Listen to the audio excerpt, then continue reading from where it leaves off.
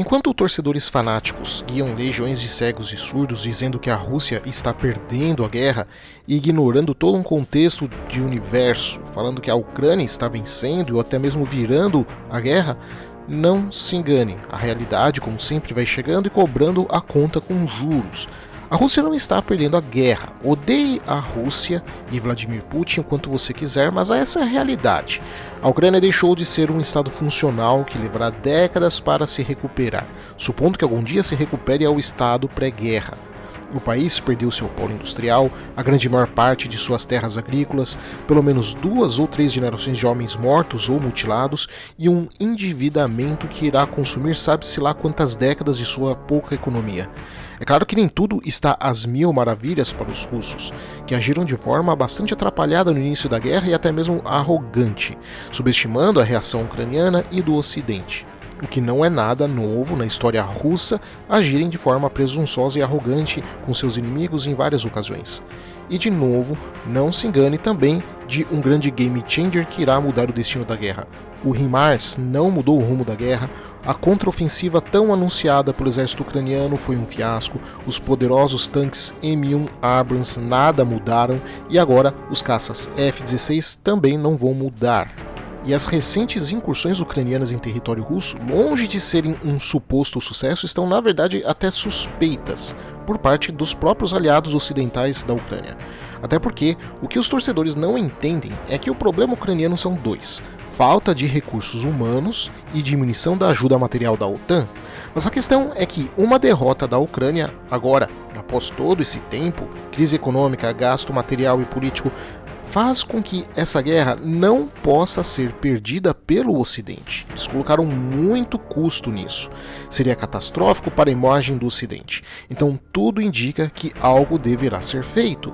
No vídeo de hoje, então, vamos ver o que, como e quais as possibilidades no futuro dessa guerra estar chegando num ponto perigoso que fará com que todos os lados se arrependam por torcer pela guerra.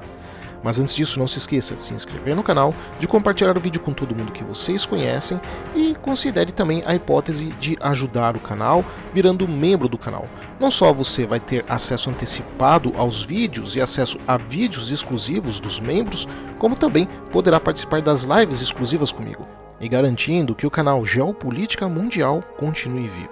O meu nome é Leon Peta e esse é o canal Geopolítica Mundial.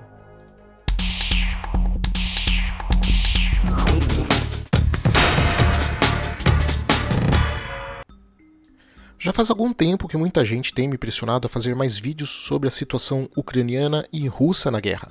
Porém, eu não tenho feito nada faz algum tempo porque simplesmente não havia grandes novidades relevantes.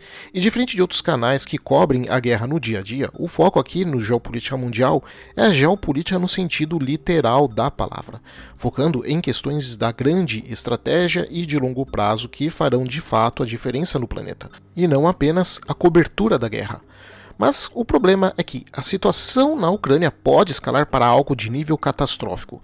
No final de 2023 e início de 2024, analistas militares ocidentais vinham alertando sobre como a Rússia estava se preparando para uma nova grande ofensiva.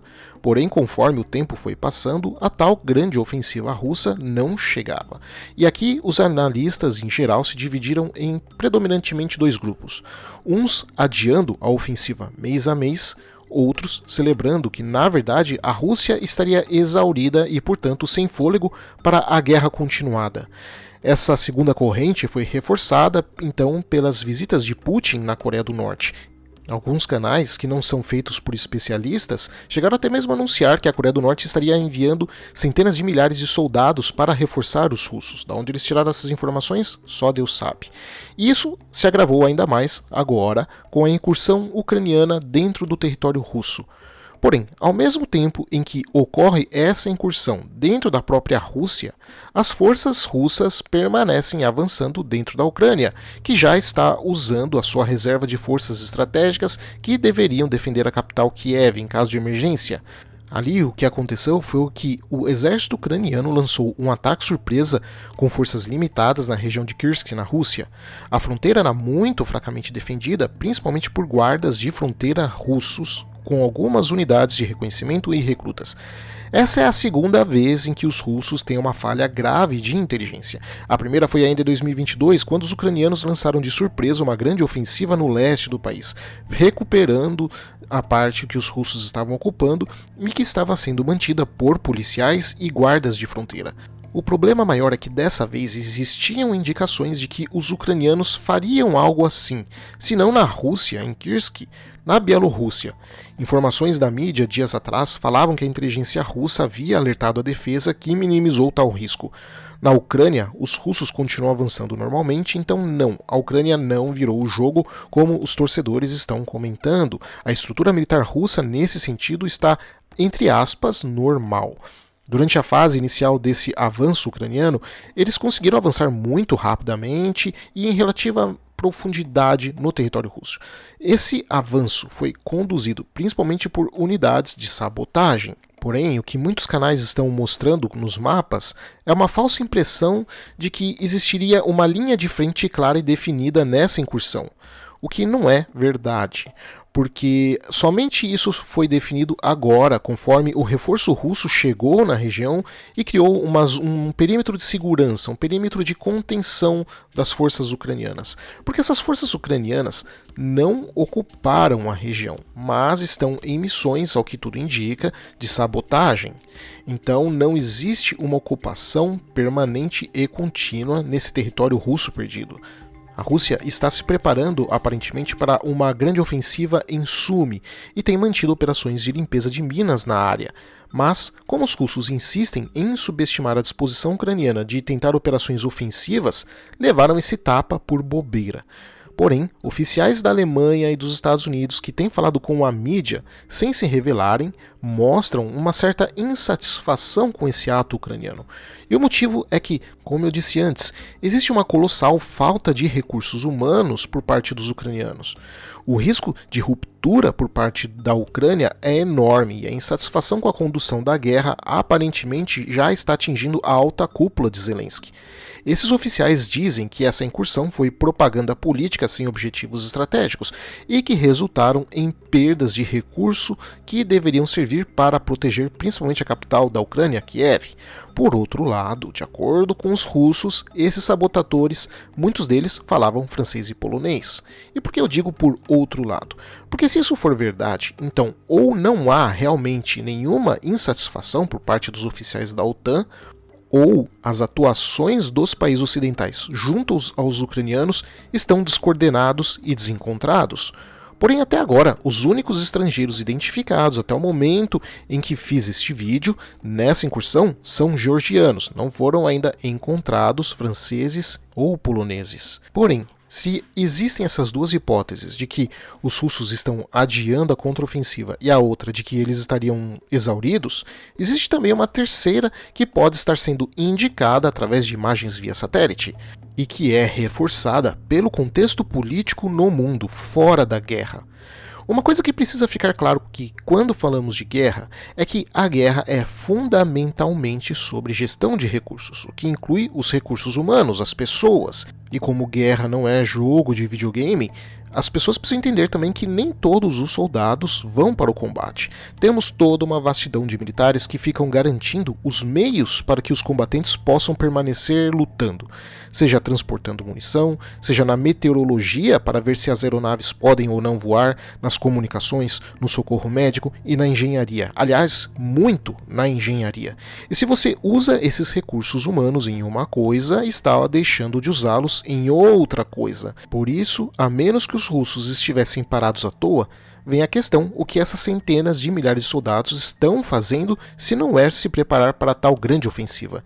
E olhando as imagens via satélite, vemos que eles estão construindo mais fortificações nas posições já consolidadas. Tal como os russos fizeram para quebrar a tal grande ofensiva ucraniana na metade de 2023, eles, ao invés de atacarem, continuaram construindo fortificações atrás de fortificações. A tal grande ofensiva russa nunca veio porque, ao invés de estarem se preparando para atacar em larga escala, preferiram manter a ofensiva da forma que ela já estava ocorrendo e também em fortificar as suas posições desde fevereiro de 2024. o que pareceria estranho num primeiro momento, já que após o fiasco da contraofensiva ucraniana, muitos, e admito que até fevereiro até eu, achavam que os russos iriam aproveitar essa quebra ofensiva ucraniana para lançar um golpe maior, talvez até mesmo um final. Mas as construções dessas fortificações anulam a hipótese de uma grande ofensiva russa por enquanto, e estamos falando de muitas novas fortificações. Não é possível, via essas imagens de satélite, distinguir barreiras de trincheiras, mas podemos vê-las no número que faz com que as posições defensivas russas criadas para conter aquela contraofensiva ucraniana de 2023 sejam até que pequenas.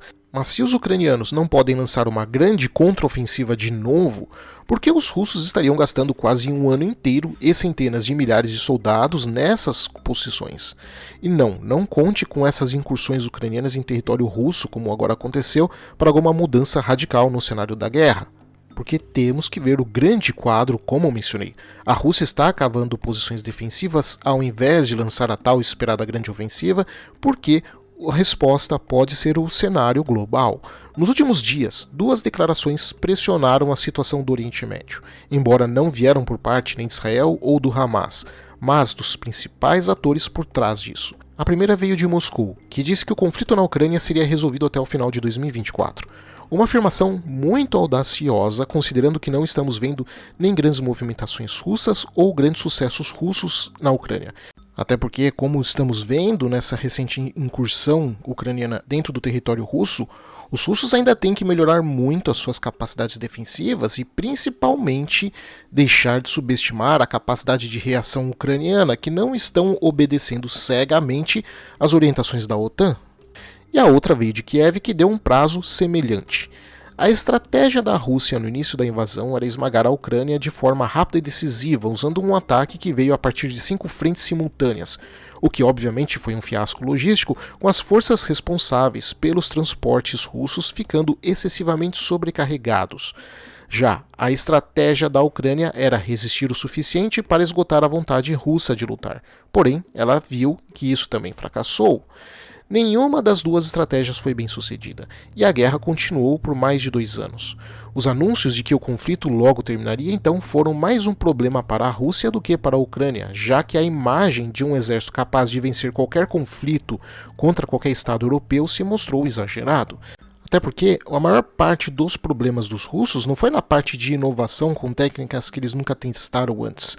Afinal de contas, uma guerra até serve para isso, mas o maior problema dos russos foi a soberba e a arrogância em subestimar a capacidade de reação dos ucranianos, que ainda que estejam perto de um ponto de ruptura ou colapso, ainda não colapsaram e, portanto, não devem ser subestimados porque podem oferecer ataques como esses recentemente, que são praticamente tapas na cara que a Rússia está levando desnecessariamente. Embora uma coisa que está muito estranha e merece uma atenção maior no futuro é o porquê os russos foram os primeiros a anunciar esse ataque dentro do seu território e não os ucranianos. E eu digo que isso é estranho porque por 2 anos, Moscou manteve uma política de criar deliberadamente um ar de confusão na sua mídia interna e externa, escondendo ou negando as suas falhas até que fosse publicamente claro e óbvio. Então, temos algo estranho aqui também. Mas enfim, ainda assim a lógica por trás de ambas as declarações parece bem sólida considerando o estado atual da guerra. Enquanto isso, a Ucrânia deve reconstruir uma economia que não apenas se sustente, mas que coloque ela em um nível de relação ao resto da Europa, o que sabemos ser impossível, porque ela já perdeu seu polo industrial, suas terras agrícolas e a maior parcela de sua população que era economicamente ativa. Já a tarefa da Rússia vai ser tirar a excessiva dependência que eles agora possuem com relação à China, que, diferente do que muitos pensam, não são aliados estratégicos, mas parceiros com objetivos de curto e médio prazo. Mas, no longo prazo, a situação entre os dois pode se complicar, por isso os russos precisam achar alternativas. Mas o maior problema está ao sul. A Rússia também deve manter um equilíbrio no Cáucaso, onde as forças locais podem puxar a presença dos Estados Unidos e da OTAN. A nação mais importante dessa região é o Irã, que está ligado por religião e cultura com o Azerbaijão, uma nação caucasiana que pode se tornar uma ameaça potencial à Rússia se for apoiada por uma nação mais poderosa, como a Turquia, por exemplo. O Azerbaijão serviu como um amortecedor entre a Rússia, a Turquia e o Irã, e agora é aliado da Rússia, ao custo da Armênia, que agora está praticamente sozinha. Dominar o Cáucaso é difícil, mas uma oportunidade potencial se abriu no Oriente Médio. Há uma ameaça bem séria de guerra entre Irã contra Israel e os Estados Unidos, o que não é interessante para os americanos. Washington não tem nada a ganhar com uma guerra lá, mas muito a perder. Para os russos, esse cenário seria até interessante, pois isso prenderia os Estados Unidos bem ao sul da Rússia, ao mesmo tempo em que abriria a porta para o apoio e influência dos russos e também colocaria os americanos num atoleiro sem valor estratégico para eles por pelo menos mais uma década. Também abriria a possibilidade de parcerias de nível estratégico dos russos com os iranianos no Cáucaso através do Azerbaijão. Rússia e Irã têm nos Estados Unidos o mesmo inimigo e uma rede de nações amigas em comum. Junto eles formam uma força bastante relevante. Se a Rússia tivesse influência sobre um estado com o qual não tinha relações fortes antes, isso colocaria os russos em uma posição poderosa. Do jeito que está, Moscou parece estar enviando armas para o Irã, que aliás você se lembra de canais falando que eles estavam lutando com paz e que só tinham munição para 2 meses de guerra. Pois é. Enquanto isso, Israel se prepara para uma grande ofensiva que Washington se opõe de forma pesada. Esse racha entre americanos e israelenses é também mais um presente para os russos, pois enfraquece o relacionamento entre Estados Unidos e Israel, que sem o Washington irá se tornar um pária no cenário internacional. Os Estados Unidos, por causa de Israel, podem se ver lutando em uma guerra contra o Irã quando não querem e que sabem que provavelmente no longo prazo não venceriam, mas que os obrigaria a ter que tirar a pressão na Europa e definitivamente perder 1 ou 2 décadas no Oceano Pacífico, o que iria beneficiar por consequência também a China, que de acordo com os próprios estrategistas americanos se deu muito bem nas décadas de 2000 e 2010 com os americanos presos no Oriente Médio, o que fez com que os chineses pudessem aumentar a sua força, principalmente naval, enormemente e em paz, sem serem incomodados por causa que os Estados Unidos estavam ocupados no Oriente Médio. E a Rússia, dominando o Cáucaso e tendo o Irã como aliado, tornariam os russos numa potência política muito influente no Oriente Médio e colocaria os Estados Unidos em uma posição de abandonar o campo de batalha e parecer derrotado na Ucrânia. Então os americanos estão bem insatisfeitos com os israelenses. E tem um segundo ponto para explicar essa retranca russa: as eleições americanas.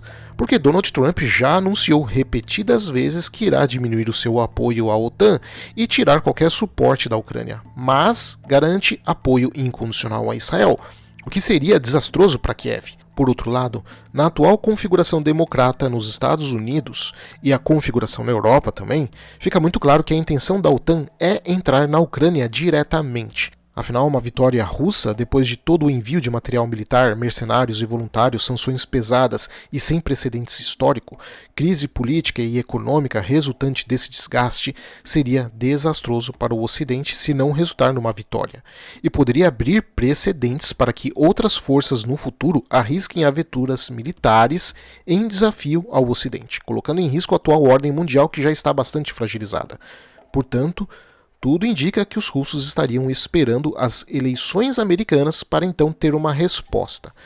Um Trump que talvez tire o apoio da Ucrânia, como vem falando, embora é importante ter ciência que, apesar do discurso de Trump, não é garantia de que o apoio americano realmente acabe, ou uma altamente provável, quase que inevitável intervenção na Ucrânia. Porque, se a OTAN não entrar, é muito certo que a Rússia vai vencer na Ucrânia. Os dados são inegáveis, porque já são observados certos preparos para essa guerra, seja no nível logístico e até mesmo no nível psicológico.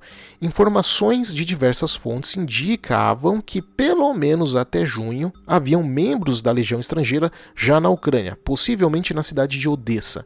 Outro fator que curiosamente mudou repentinamente foram as propagandas midiáticas no Ocidente. Até lá pela metade de 2022 para trás, O que víamos nas propagandas de recrutamento eram divulgações focando na diversidade étnica, religiosa e sexual, que não mostravam as populações nativas ou majoritárias desses países, algumas até virando motivo de piada na internet. Porém, do início de 2024 para cá passaram a mostrar as populações nativas e não falam mais sobre os temas de antes. Agora buscam não mais diversidade, mas atrair a maioria da população desses países. Creio que isso é um termômetro importante que não pode ser ignorado. Mas também, a Alemanha tem desenvolvido planos para garantir que centenas de milhares de tropas possam se mover ao longo de uma rodovia arterial que transita por grande parte da Alemanha e da Polônia em caso de uma guerra com a Rússia. O jornal alemão Der Spiegel informou, citando um documento secreto obtido pelo jornal, que Berlim espera que 800 mil soldados alemães e aliados da OTAN usem os seus portos, rodovias e ferrovias para seguir para leste, para o que eles chamam de confronto com a Rússia em um futuro próximo. A força de resposta ocidental precisaria ser mobilizada junto com um grande número de armas, outros equipamentos e cerca de 200 mil veículos, o que se estima que levaria cerca de 3 a 6 meses de trabalho, com muitos chegando pelos portões alemães no Mar do Norte antes de seguir para prováveis campos de batalha na parte oriental. A rodovia A2, que percorre cerca de 480 quilômetros da cidade ocidental de Oberhausen até os arredores de Berlim, no leste do país, perto da fronteira polonesa, seria uma parte vital dessa mobilização em massa. Uma rota que inclui várias pontes que obviamente seriam alvos principais para os ataques de mísseis russos em caso de guerra. Tais ataques podem atrasar os esforços de mobilização da OTAN e por isso os alemães estão planejando rotas alternativas e contingências, incluindo pontes temporárias. Planos estão sendo colocados em prática para abrigar, reabastecer e alimentar essas centenas de milhares de tropas aliadas que vão passar pela Alemanha e pela Polônia. Os comboios de veículos terão a opção de parar para suprimentos e descansar a cada cerca de 300 a 500 metros. Então se nota que estamos falando de um planejamento assustadoramente ousado. Talvez ousado demais para a capacidade da OTAN atualmente. Um esforço logístico tão gigantesco desses irá obrigar o Estado alemão a mudar a rotina da população, o que vai exigir novos poderes, digamos, entre aspas, emergenciais para a Polícia Federal da Alemanha. E isso está literalmente previsto no relatório, com o recrutamento para o serviço sendo considerado com oficiais potencialmente envolvidos na administração de quaisquer campos de prisioneiros de guerra. Em junho, o The Telegraph, jornal inglês, relatou que a OTAN está expandindo os planos para vários corredores terrestres pelos quais pretende mover tropas e equipamentos necessários para essa guerra com a Rússia. Entre as avenidas planejadas estariam aquelas que vão da Itália para a Eslovênia, Croácia e Hungria, bem como rotas através da Turquia, Grécia, Bulgária, Romênia e Escandinávia. Autoridades alemãs estão entre os líderes aliados que estão alertando mais que um conflito direto com a Rússia é cada vez mais provável na próxima década, mas considerando que talvez se dê nos próximos, entre aspas, momentos. O que pode significar esses momentos, ninguém sabe, mas pode ser algo em torno de poucos meses ou anos. Caso ocorra uma intervenção na Ucrânia, tudo indica que, para evitar uma escalada e risco de um conflito nuclear, as forças ocidentais vão tentar limitar os danos russos ao máximo no território ucraniano, provavelmente num primeiro momento, evitando atingir alvos dentro do território russo e bielorrusso, repetindo o que fizeram na Operação Tempestade do Deserto em 1990, quando o Iraque invadiu Kuwait, destruindo as forças iraquianas no Kuwait, quebrando a sua capacidade ofensiva e limitando os ataques dentro do Iraque a ataques cirúrgicos contra alvos muito bem delimitados.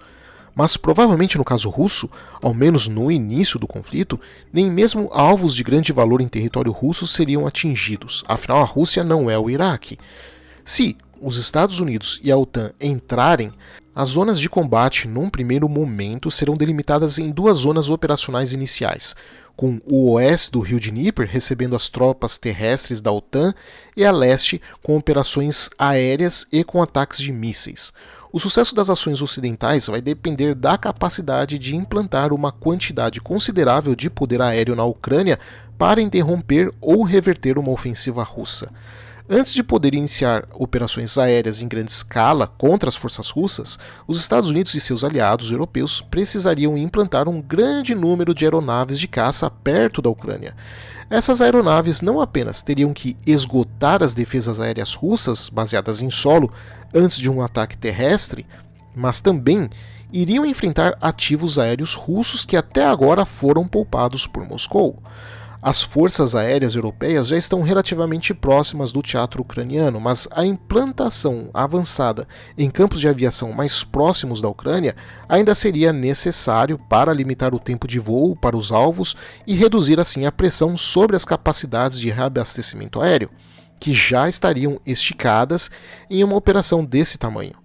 Os Estados Unidos, no entanto, enfrentam um desafio adicional de uma implantação estratégica de ativos aéreos dos Estados Unidos continental, ou seja, a região principal, para a Europa Oriental. Vários fatores, como a disponibilidade de aviões-tanque e a capacidade estratégica de transporte aéreo e aeródromo no destino ou pousos intermediários, vão influenciar a taxa na qual essas aeronaves podem ser implantadas.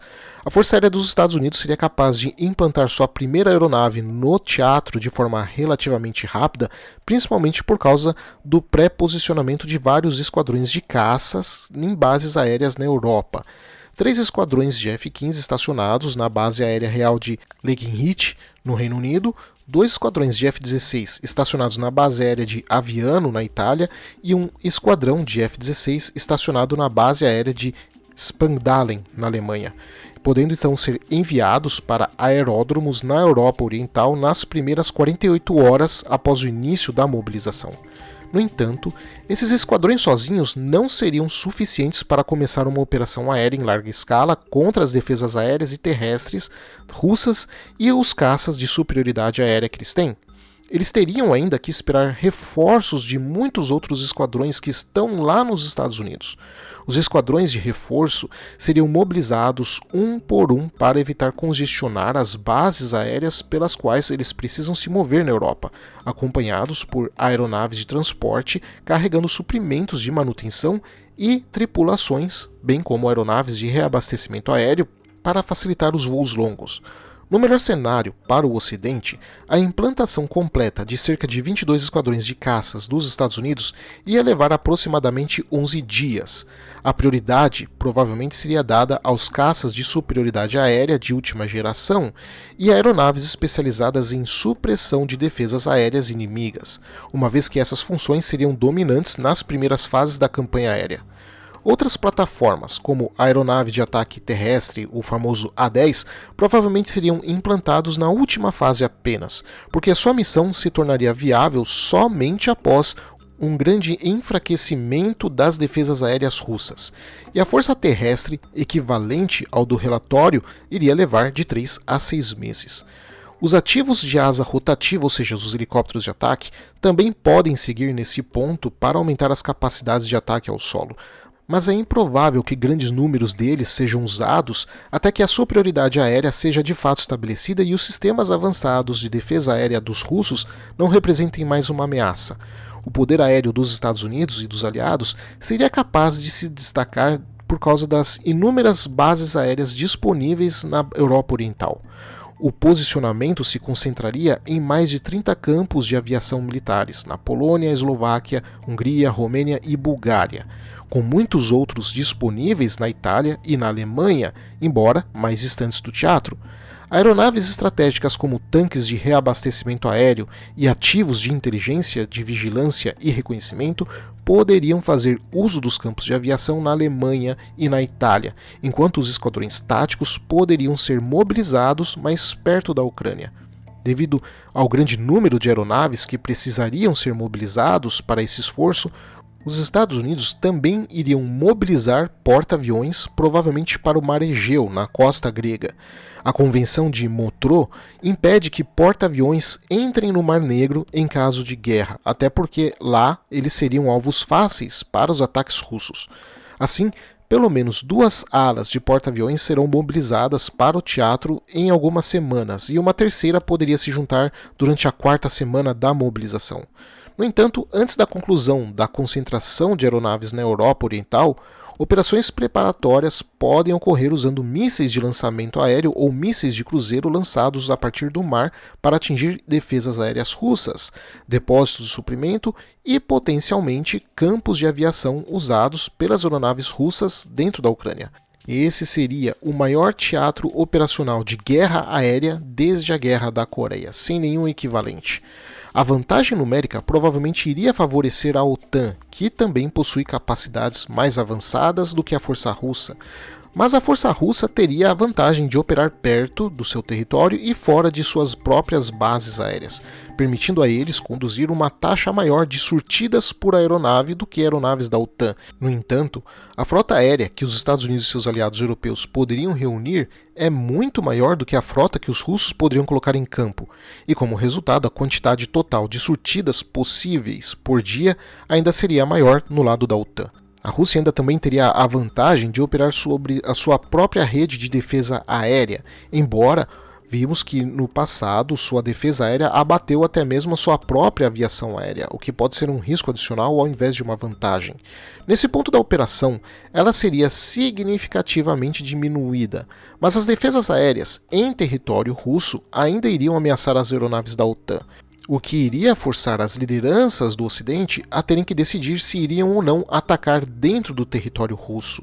Já a marinha russa no Mar Negro e no Báltico também seria uma grande dúvida, porque, em tese, eles seriam um alvo prioritário também. Mas se eles se tornarem alvo, também fica a dúvida de até onde os russos poderão atacar com a sua marinha a marinha da OTAN. Numa segunda fase, veríamos então as forças terrestres da OTAN finalmente atravessando o rio Dnieper para irem a leste atacando as posições russas. E aqui a situação já fica imprevisível demais, até porque não sabemos o tamanho da resposta russa até aqui. Irão destruir as pontes do rio Dnieper? Irão atacar as bases da OTAN nos países que são da organização? Irão atacar a marinha ocidental? Não se sabe. De qualquer forma, mesmo que haja um atrito grande e pesado para o Ocidente, tudo indica que a OTAN acabaria vencendo. E como eu já falei antes, para os russos a Ucrânia é uma questão de vida ou morte. Eles não irão perder a Ucrânia porque a sua história e doutrina determina essa região como sendo vital para a sua existência. Por isso veremos nesse caso, sim, o uso de armas nucleares, provavelmente num primeiro momento armas nucleares táticas de menor escala contra alvos puramente militares. E quando isso ocorrer é difícil a gente ter uma ideia do choque que isso será sobre os países da OTAN, bem como qual seria a resposta da OTAN. Mas com a caixa de Pandora aberta, tudo indica que teremos então uma guerra final, com uma escalada iminente. Porém, por outro lado, caso o atrito com os russos resulte em um improvável fiasco ocidental, como foi a grande contraofensiva ucraniana, com eles ficando travados nas defesas russas, e eu digo improvável porque não importa o quão anti-ocidente você seja ou quão pró-Rússia você seja. Pelo que estamos vendo no campo de batalha, está muito claro que os russos não têm absolutamente nenhuma chance de enfrentar uma força combinada da OTAN. Mas, supondo que milagrosamente isso viesse a acontecer, a sensação psicológica nos países membros será de derrota e para os russos de vitória, dado que nesse cenário eles teriam conseguido conter a maior força militar do planeta, fato que iria estimular outros países não alinhados ao Ocidente e ao redor do mundo a tentar fazer a mesma coisa em suas áreas. E a pergunta importante: como reagirão os europeus e americanos ao verem seus jovens morrerem pela Ucrânia e quando verem o risco de uma guerra nuclear? Mas talvez quando fizerem essa pergunta já será tarde demais. Obrigado a todos, espero que vocês tenham gostado e não se esqueçam de deixar o seu like, de compartilhar o vídeo com todo mundo que vocês conhecem e de comentar nos comentários o que vocês pensam desse cenário. Abraços e até o próximo vídeo.